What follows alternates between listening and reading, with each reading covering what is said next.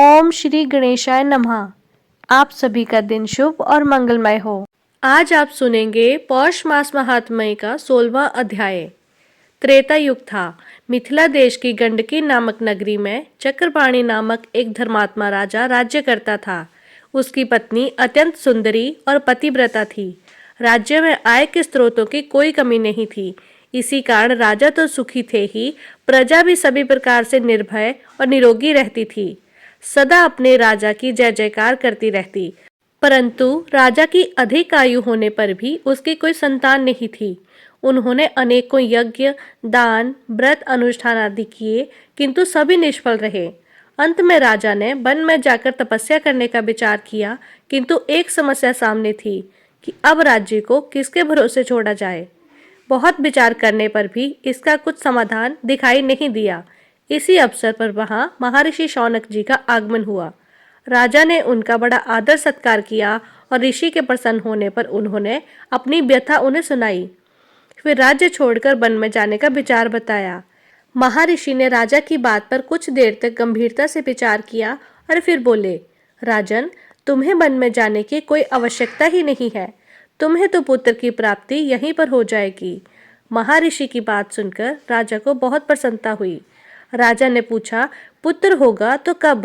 महर्षि, मेरी तो आयु बीती जा रही है। मुझे सब कुछ स्पष्ट रूप से कहने की कृपा करें। तब शौनक जी कहने लगे, राजन, तुम्हारे भाग्य में पुत्र योग तो है, किंतु उसमें कोई संचित पाप बाधक रहा है।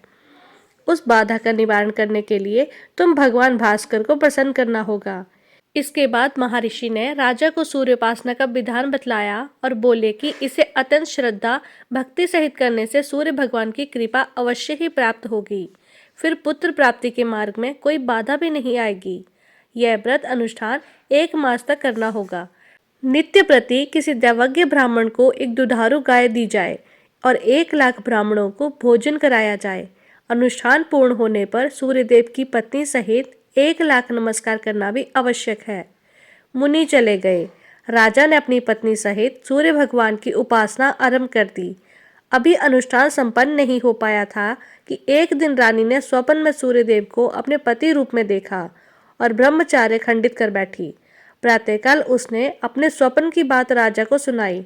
उन्हें आश्चर्य हुआ।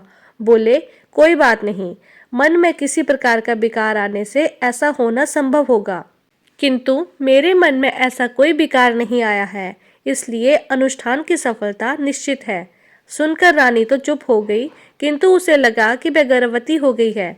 धीरे धीरे गर्भ बढ़ने लगा और जैसे जैसे गर्भ बढ़ा वैसे वैसे उसके शरीर का तापमान भी तीव्र होने लगा। शरीर में बढ़ती हुई उष्णता दाह का रूप लेने लगी। इसी कारण उसके लिए शीतल उपचारों की व्यवस्था की गई, तो भी गर्भ के कारण उत्पन्न हुई दाह से सहन करने में समर्थ नहीं हुई। अंत में प्राण संकट में जानकर उसने समुद्र तट पर जाकर उस गर्भ को असमय ही गिरा दिया। राजा ने जब यह बात सुनी तो उसे बहुत दुख हुआ, परंतु अपनी पत्नी के उग्र की विवशता के कारण वे कुछ भी नहीं कह सके। किंतु उधर वह गिरा हुआ गर्भ नष्ट नहीं हुआ, बल्कि वह एक रौद्र रूप बालक के रूप में पड़ा हुआ रोने लगा। उसका रोना सुनकर धरती और आकाश कांप उठे। उस बालक के 3 नेत्र थे, मस्तक बहुत बड़ा और मुख कुरूप था, केश लाल वर्ण के थे और हाथ में त्रिशूल लेकर उत्पन्न हुआ था। इसी कारण समुद्री जीव भी व्याकुल हो रहे थे। अतः समुद्र स्वयं मानव रूप धारण कर बालक को उठाकर महाराज चक्रपाणि के सामने उपस्थित हुआ। उसने कहा, राजन, वह बालक तुम्हारा पुत्र है। तुम्हारी रानी ने इसे मेरे तट पर छोड़ दिया था। इसके रोने से ही तीनों लोग कांप उठे।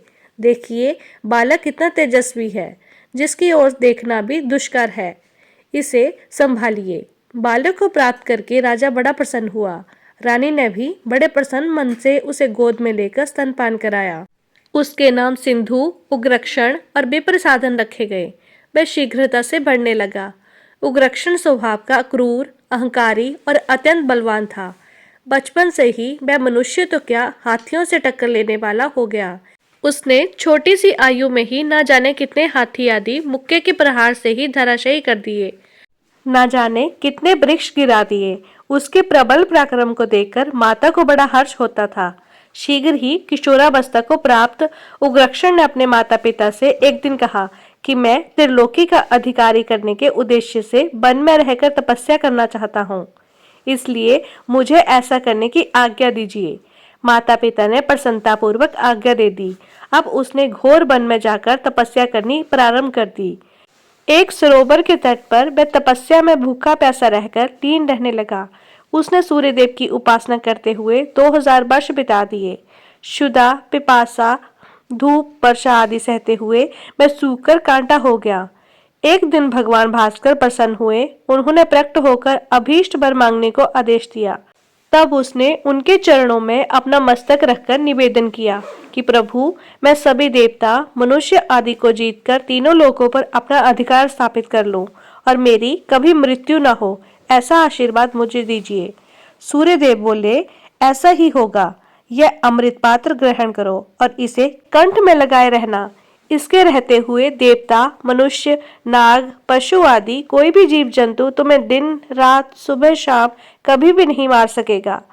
जब यह पात्र हट जाएगा तभी अपने अंगूठे से नखा ग्रह पर करोड़ों ब्रह्मांड को धारण करने वाला कोई भी अवतारी पुरुष ही होगा जो तुम्हें मार सकेगा। तुम त्रिभुवन को जीतने में भी सफल रहोगे। फिर वरदाता सूर्य के अंतर्ध्यान होने पर उग्रक्षण ने उस अमृत पात्र को अपने कंठ में धारण कर लिया और राजभवन में जाकर अपने माता पिता को भगवान भास्कर से वर प्राप्ति का शुभ समाचार सुनाया, जिससे वे भी अत्यंत प्रसन्न हुए और उसे सब प्रकार के समर्थ देकर उन्होंने राजपाट उसे सौंप दिया और खुद तपस्या करने के लिए वन में चले गए। उग्रक्षण ने राजा होते हुए ही राज्य विस्तार का विचार किया और अमात्य को कार्य संचालन का भार सौंपकर दिग्विजय के लिए चल पड़ा। थोड़े ही समय में अनेकों राजा को अपने वश में कर लिया और जिन्होंने सामना किया था उसके राज्य छीन लिए। इस प्रकार उसने क्रूरता पूर्वक रक्तपान करते और उनके सर्वत्र आंतक फैलते हुए समस्त पृथ्वी पर अपना अधिकार जमा लिया। अब उसने स्वर्ग पर आक्रमण किया। देवराज इंद्र ने ऐरावत पर चढ़कर सामना किया, किंतु उन्हें शीघ्र ही पराजय का मुख देखना पड़ा। उससे उनकी समस्त देव सेना छिन्न भिन्न हो गई। देव नारियां अस्तित्व की रक्षा करने के लिए पर्वत की कंदरा में जा छुपी। उग्रक्षण ने स्वर्ग पर अधिकार कर अपने एक विश्वास पात्र दैत्य को वहां का अधिकारी बना दिया।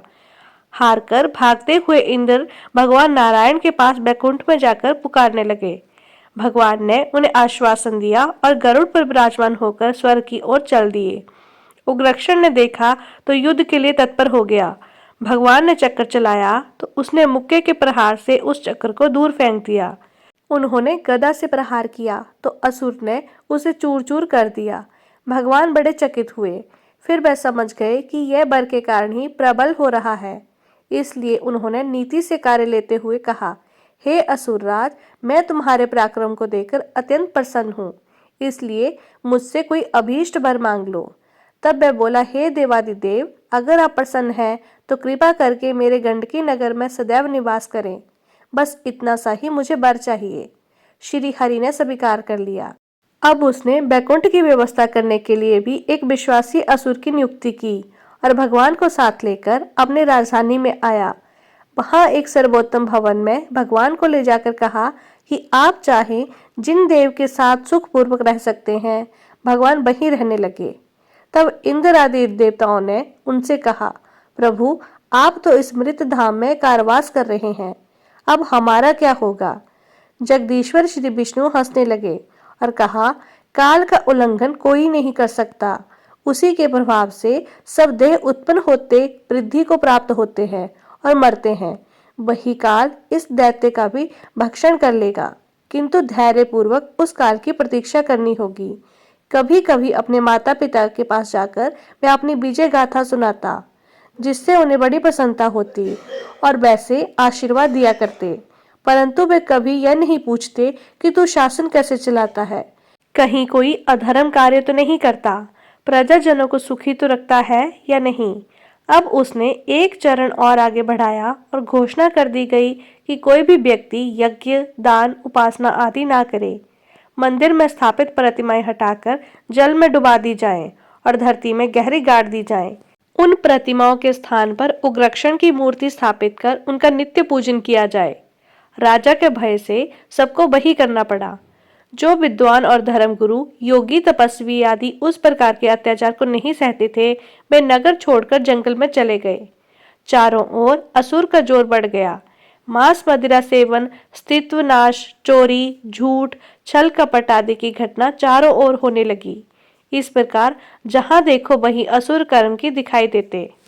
इसके आगे का वर्णन आप अगले अध्याय में सुनेंगे।